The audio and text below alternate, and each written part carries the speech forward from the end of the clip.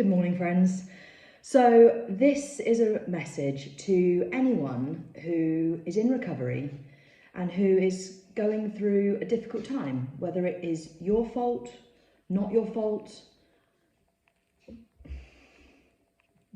This message is all about you, Tikka, so yeah, it's quite apt you're here. Yeah, going through a difficult moment, and whether it is your fault, not your fault. They love the tripod. If they knock the tripod over, they're both, oh, girls, they're both still behind the camera. Yeah, it's your fault, not your fault, within your control or not within. I can't even be angry because I will explain why I'm not angry that she's right here. This is a message for you, and it's because eating disorders are awful and try and hijack things. And so this is a message of anyone who's in recovery, who's going through a difficult time, whether it's within your control or not within your control, and whose eating disorder is trying to hijack the situation. The reason why I'm recording this now is because little Tikka, who is here now, spent all of yesterday lost. Basically, we went to bed at probably about midnight, and what are you doing? Went to bed at about midnight, and then Andrew woke me up at about probably just before 6 a.m. saying, I can't find Tikka. I think he'd gotten up to go to the loo and then noticed, usually you open our bedroom door and they are right there, asleep together on the landing, waiting for you to come out the door.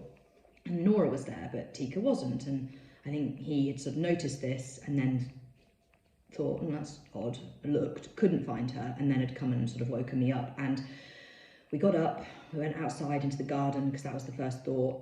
Well, no, he said he'd searched the house. I did a quick search of the house and thought, well, she's not here. You know, we don't have a very big house. There's not a lot of areas they could get stuck in. We don't have sort of open chimneys and things like that. So it was quite quickly apparent that she wasn't in the house.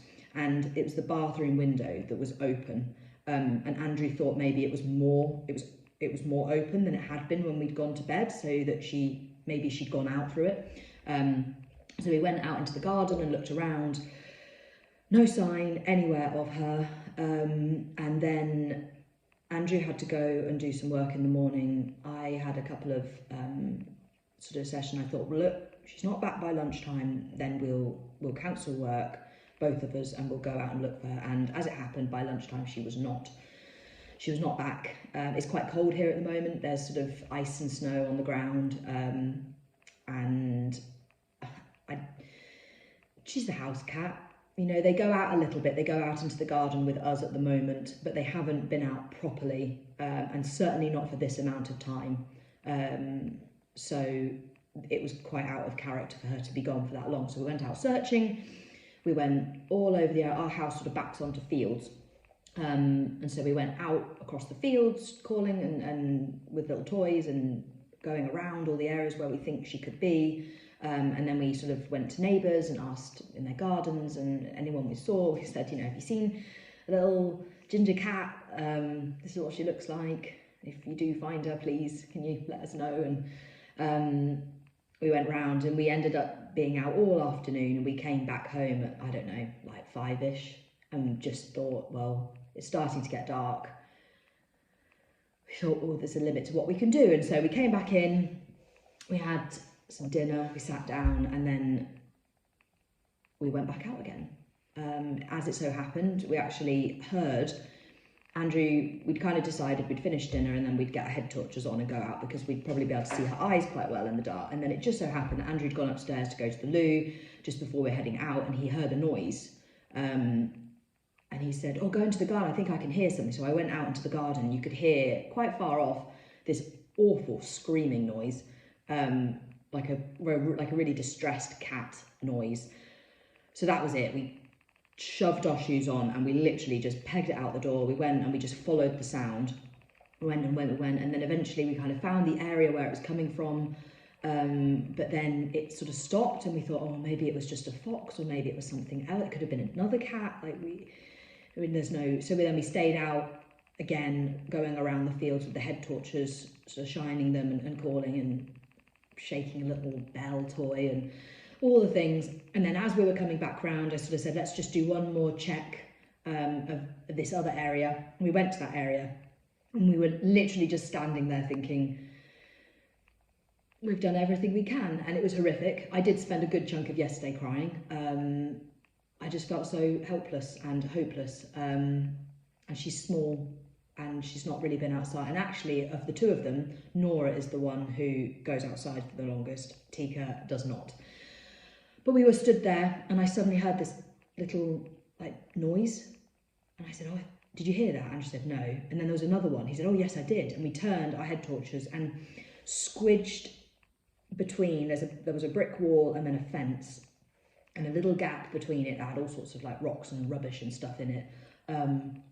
Right at the back, I just saw the glint of eyes.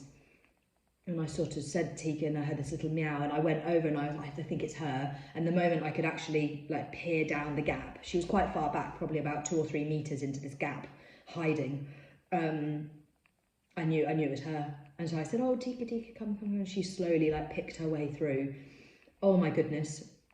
The relief, the intense relief.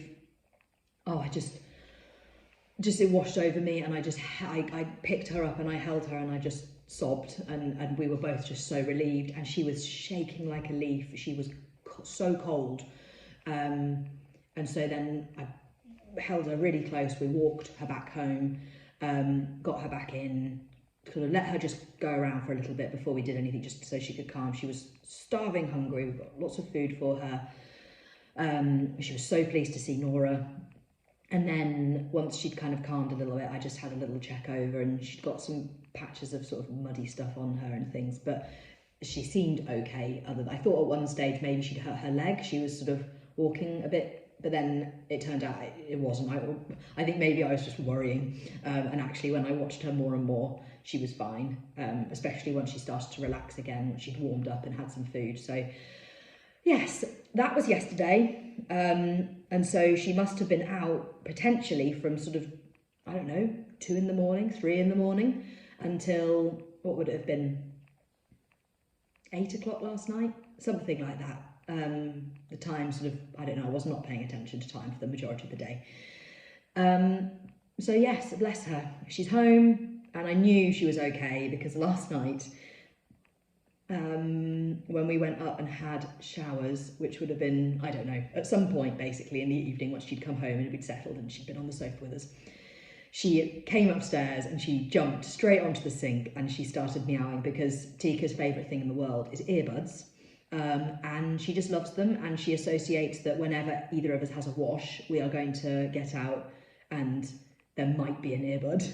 And yeah, so I knew at that point, I thought, no, she's okay because she's able to jump around and she is herself again. But oh gosh, bless her. When she first came in, she was not okay. She was so frightened and so cold. But anyway, I will try and, I don't know how to do timestamps, but I'll try and put a timestamp in now for someone who doesn't want to listen to that massive story. I just wanted to share, anyone who is going through anything right now, and whether, like I said, it is your fault, whether it's not your fault, whether it's within your control, whether it's not within your control, whatever it is, I want you to know that you not only deserve to eat, you have to. You have to. And not just eat whatever your eating disorder approves, but you have to give your body what it needs and honour your hunger, irrespective of whatever is going on around you. And I understand that things that happen in life can make stuff challenging. You know, even yesterday, completely and utterly recovered. There's no eating disorder in it. I just know that when I'm really stressed and I was so upset, I wasn't hungry. It wasn't there at the forefront, but I knew that I still needed to eat, you know? And I think this is something which now I don't have an eating disorder to hijack and try and piggyback off situations like this, but I know that that is something that eating disorder does, or eating disorders do. And it's really shitty. It's really shitty. And I think at the end of the day, what we cannot get away from the fact is life is a journey, and some sections of that journey you might not like. You might make mistakes. We're human. Humans make mistakes. I know yesterday I could have, through the day I kept thinking, why did I leave that window open? Why did I leave that window open? We're human. We make mistakes. And as the journey of life goes, some sections aren't great. Some sections are not fun. They're not how you wished it to be. Sometimes it's because it's completely out of your control and something happens and it's devastating and you can't do anything about it. But whatever happens, the vessel, your body, still requires fuel to go through this. And I don't normally refer to food as fuel because, yes, technically it is, but it's also so much more than that. But in those situations where maybe actually your hunger and your appetite have kind of gone offline a little bit because something maybe devastating is happening, or maybe something really stressful is happening, whatever it is, that doesn't change the fact that your body still needs fuel to be able to move forwards. And I think one of the cruelest things about an eating disorder is that it will try to spin any situation to its advantage, even using things to be like, oh, but you need to be there for them. If I imagine back to having an eating disorder, I know that yesterday my eating disorder would have tried to say, oh, no, there's not time for that. Just grab something little. No, there's not time to have that. There's not time for pizza. Like, we can't do that. Tikka's out in the cold. She's alone. She's lost. She's scared. You can't be here eating while she's out there. You've got to find her. And I just thought, and this is why I wanted to record this, that is what my eating disorder would have tried to say. And it would have tried to paint the picture that in order for me to be there for Tikka, I needed to restrict. And you know what? It's so backward, because actually the only thing that restriction would have done was meant I was there for my eating disorder. It wasn't about Tikka. It wasn't about Tikka. It was about my eating disorder. And so in that situation, actually the very best thing that I did do, and that if I had been in recovery would have done, is to carry on doing the eating that I needed to do in order for me to be able to be really present and really there. So I hope that this has come across not too garbled. I know that my brain is still somewhat fried after yesterday, and which is unsurprising, to be honest, very much unsurprising. But I really did want to come on and say this because, as I say, you're human, humans make mistakes, and things happen in life. Sometimes things that are way out of our control happen, and it's devastating and it's stressful and it's upsetting, but you still need to eat. And do the opposite of that eating disorder. Do not let it hijack situations for its own advantages. Do not let it twist things into, oh, this is so that you're there for that loved one. No. The thing that is going to make you there for your loved ones is moving away from your eating disorder and doing the opposite of what the eating disorder says. So, yes, I'm going to leave it there. I will try and work out how to do a timestamp for those who don't want to listen to the Tikka saga, and I'm going to now go and cuddle up with Tikka because, I'm just so glad she's home. I'm just so relieved that she's home. And thank you to anyone. I did put a story on my Instagram yesterday. I actually wrote Nora. I think my brain was so fried, and Nora was so sweet yesterday. Every time, in the morning when we were here, and then when we came back after searching all afternoon, she was so loving and kind, and she came over and she would quite a few times I was just sat crying and she'd just come over and she'd nuzzle into me. Oh, it was so beautiful. So yeah, I'm gonna go and spend time with them. And thank you. Oh yeah, that was, see, my brain's like, no, we're offline today, we can't do things today. I wrote in the story on Instagram that Nora had gone missing, and Nora hadn't, it was Tikka. So yes, I'm going to go now, go and sit with them, and I hope that wherever you are, whatever you're doing, have a great day, and I hope that this message has been helpful. Take care.